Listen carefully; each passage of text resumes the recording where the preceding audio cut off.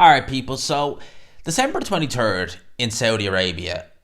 You only have to go on BoxRec. Look at it. Look at the press conference. You will see that we have a tremendous card. Absolutely tremendous. One of the best cards, as I've said several times, in all the years, well, 10 years roughly, little over a decade, I've been religiously watching boxing. I cannot for the life of me remember a card that looked as good as this, certainly on paper. Now, cards on paper, they can look good. Some of them have a habit, some of them can, they can fall a bit flat. Now, most cards, when they look good on paper, they tend to be. A good example would be the card that we had last weekend, the Magnificent Seven, as Frank Warren called it. And, Frank Warren, he says a lot of things that, you could say, well, definitely, or you know what, as a lot of things that Frank Warren does, you can certainly criticize him for. That card was definitely not one of them. It was tremendous. Massive shout out to him. It was a really, really, really good card. On paper, it looked good. And to be honest with you, it was probably even better than I thought it would be because there was some great fights the whole way through. So shout out to him for that. This card right here, again, it looks absolutely amazing. But there's one fight on here that really, I can't make heads or tails of it. And I'm really bemused as to why this fight is happening, why this guy is in there as the opponent, and why the guy who is going into the fight undefeated, Filip Hrgovic, you see where I'm going with this, is even why this fight is even happening, right? And that, of course, is Filip Hrgovic versus Mori. Now, just to put it in context, right? BoxRec have a tendency to star their fights based upon how competitive they think they'll be. All right, so sometimes what they'll do is they won't actually do them in the order that the fights happen, so to speak. So you could have the main event, which is mid-card, because maybe it doesn't have the stars or whatever. But Joshua versus Valine, they're giving it 4 stars before it's even happened. 4 stars. Wilder Parker, same 4 stars. 4 stars for Daniel Dubois, Jarrell Miller. Bivol Lyndon Arthur gets 3. Jaya Pataya versus Elizora gets 2. 3 stars for Arsenbek Makhmadov versus Ajay Kabayel. I'm surprised Elizora even gets the 2-star fight, to be honest with you. And bizarrely, 2 stars for Junior Fa versus Frank Sanchez. This one has 1. Now, Mark Mori, all right, they're currently active, right? Active right now at this minute in time, right, at heavyweight. Certainly if we go by BoxRec, the BoxRec rankings are not the most reliable, that's fair to say. But they have Hergovic ranked at number 9 in their rankings, right? So number 9, IBF mandatory challenger, right? Now, I know Hatman was saying, and me and him briefly chatted on the Element group about this, where he said, look, you are not obliged as mandatory challenger to fight the cream of the crop. And I agree. I do agree with that. You're not obliged. Joe Joyce wasn't obliged to fight Zhilei Zhang. He chose to do it. It backfired. He took on a top heavyweight. It backfired twice. Spectacularly. Cost him a world title shot. So I get that. And there is a risk. There's a massive risk in doing that. I get that. You don't want to risk your position. There also has to be a level you can go below. That is just so low you say, hang on a minute. I know you've got a world title fight coming up, but on a card like this, to be fighting this guy, come on. Really?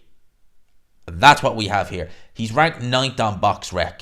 Mori is ranked, there's currently active 1,429 heavyweights, right? On BoxRec rankings, who they're ranking. Mori is 296th. He's 11th ranked in Australia. Who's ahead of him in the Australia? Justice Hooney is number 1. Lucas Brown is ahead of this guy in the rankings. Right, Lucas Brown and Dempsey McKean are both ahead of this guy in the rankings. He's 41 years old. His record is 41-2-2. Both of those losses have come by stoppage. And listen, right, in those 40 plus wins, there is probably, if any, hardly any names that you would recognize. And to be honest with you, it would be alright if he was fighting the division's recognizable journeyman, but he's not. He turned pro in February 2004, nearly 20 years ago, and he's still fighting journeymen of a similar level that he did when he turned pro. I mean, you look at this, his first 4 fights were against debutantes. Some of them have never boxed again. So he fought Chris Armstrong, Stephen Walker, who's never fought again, fought one guy who did fight again, and he fought another guy. So 2 of those debutantes have never fought again. He literally just took them out of obscurity. His best result came in July July the 30th, 2004, against Alex Leopai, who you may know fought Vladimir Klitschko for the world title about 10 years ago on Eurosport. Couldn't even get it on a major network in the UK. That's who picked it up. Leopai drew with Mark Mori. That was Leopai's debut. And you look at this guy's resume. I mean, honestly, it is farcical.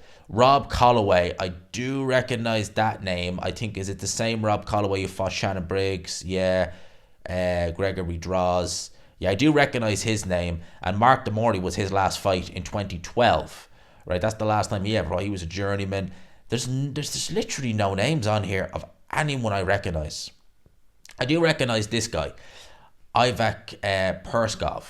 Now, this is a 49-year-old. He obviously wasn't 49 when he fought Demori, but he has been stopped 15 times in his 34 losses, right? Demori went 12 rounds with this guy, all right? He went 12 rounds, and bizarrely, one of the judges scored the fight 115-113 in favour of Mark Demori, so it was a close fight. This guy was 270 pounds.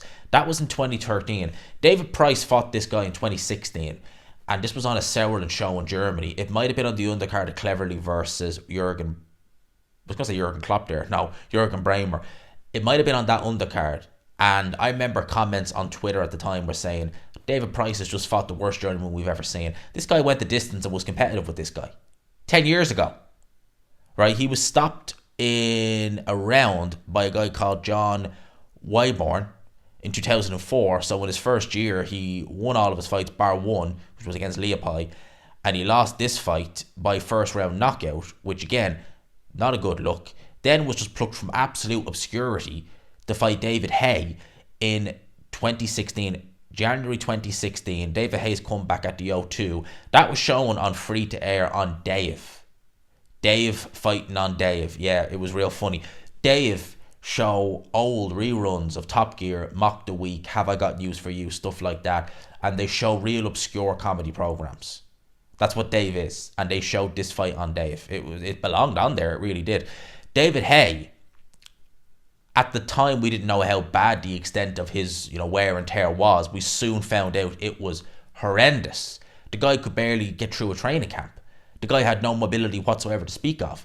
And even then, he knocked Mark Demori out in a little over 2 minutes. Mark Demori was terrified to even throw a punch. That was, what? No, not even. Jesus, how long has it been? 7, almost 8 years ago? I actually fooled myself into thinking it was nearly 7 years, nearly 8 years ago. 8 years, so nearly a decade ago, he fought David Haye. Right? And he was a shot to bits David Haye. Nearly a decade ago, he fought him. Right? Didn't fight then for well over a year. Fought this Laszlo Tot guy 3 times. For reasons why I don't know. And again, he's fighting absolute nobodies. Maybe I'm being too harsh. Maybe, Laszlo Tot, 21 wins, 19 losses. Maybe Andre Farisk, 5 wins, 3 losses. Maybe guys like that. Maybe these are just, guys who've had all their losses come politically. Who am I to judge? In reality, this right here, this resume is an absolute disgrace. It's an absolute disgrace, this resume. I don't know why they had to. Honestly, this just makes no sense to me. Why is Filip Hrgovic fighting this guy? Why is he even on this show? Look, Mark Demori could be an absolute gentleman. Could be an absolutely lovely guy. But this is a guy who said he learned to box from YouTube. He spent 20 years as a pro, and other than David Haye and now Filip Hrgovic, has fought absolutely no one even resembling a pulse in there. And now he's going in there on one of the biggest cards I've certainly ever seen as a fight fan in Saudi Arabia. Probably going to make an absolute ton of cash by his standards. And as far as I'm concerned, he's done nothing to earn it. And Filip Hrgovic should be doing better than this. I mean, let's just put it in context, right? Let's even look, right, on BoxRec at the top 50, right? So you go down, right, and there's Simon Keane. There's that Jonathan Goodry guy who fought Bermane Stavern earlier this year, went the distance with him, right? These are in the top 50. Sergei Kuzmin, George Arias. Who else? Stephen Shaw, Manuel Char, Jonathan Rice. Lucas Brown is even in the top 30. So these are all in the top 30, and why couldn't he fight them, right? Let's go a bit further down, right? Charles Martin, 52nd in the world. What's wrong with that? Victor Vickhurst, Victor Faustus, he's also known. What's wrong with that? I know he's already fought Riddell Booker, so we won't mention him. Erkin Tepa. You've already got one drug cheat on there with Jarrell Miller. Why not Erkin Tepa? At least, he has a win, although saying that it got overturned. But nevertheless, at least something like that. He'd probably try a little bit harder. Jerry Forrest. Who else do we have when I look down here? Who else do we have? Washington. Andrew Tabiti. All right, I think he's actually recently fought, and we won't talk about that. But Moses Atelma is ranked number 94 in the world on BoxRec. Joey DeWaco was there. Greg Hardy. These are way better. Way better. I mean, if Frank Warren made Moses Atelma versus Mark de Mori next, I'd look at that and I'd say, Frank, do you know what? You could move him faster than that. I would probably say that Solomon Dakis, who fought over the weekend, fought that Michael Webster guy and looked terrible in that fight, probably would beat. In fact, he definitely beat Mark de Mori. You look at people like Francis Ngannou, right, his only fight was against Tyson Fury. He would lift Mark de Mori clean off the ground. That's what we're dealing with. So, going back to what Hatman was saying, that you're not obliged to fight the best, and you're not. But surely there is a level. You can't go below that level. Surely it's like, right, I can, cherry pick some easy opposition. I can have, a fight that on paper some people might say, oh, that looks a bit tough, but it's not really. But against this guy, I mean, Mark de Mori's record over the last 20 years, which consists of nothing but journeyman and David Haye. That to me, and him getting this fight on this platform, is the equivalent of, let's say you're in the UK and you're the CEO of a big company. Name me one, Poundland, right? Just say that, Poundland, right? In the UK. And you have a guy in their head office who's worked in the mailroom for 20 years. That's all he's done. He knows nothing about the company. He knows nothing about anything else. And you decide, you know what we're going to do?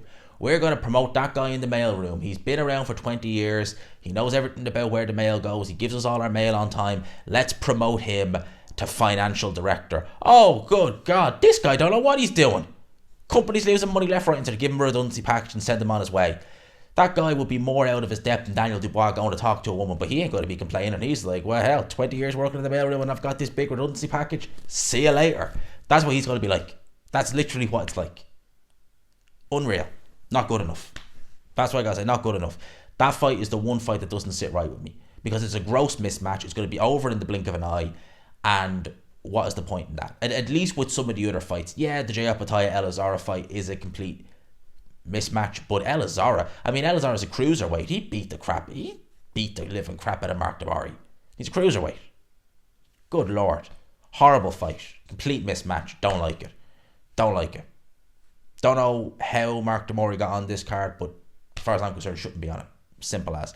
And at the end of the day, there's sometimes you do have to look out for a fighter, to be honest with you, because there are times when the gap is so great, especially at heavyweight, that you just worry that would the fighter actually get seriously hurt, because he's so out of his depth in there. I mean, he was out of his depth with an injury-ridden, shot to bits David Haye. I know Filip Hrgovic hasn't been looking amazing lately, but he's still a very big man who has a punch. So God knows what might happen in there. That's my thoughts on it. Let me know yours. Are you kind of in the camp of, look, just let it happen, he'll get knocked out and Hrgovic can move on? Or do you think, actually, do you know what, a bit like me, that, look, I get it, he doesn't need to fight the best, he doesn't need to fight dangerous fighters, but surely there's a limit, and he's gone below that now. Let me know your thoughts. I'll talk to you. Smash the like button,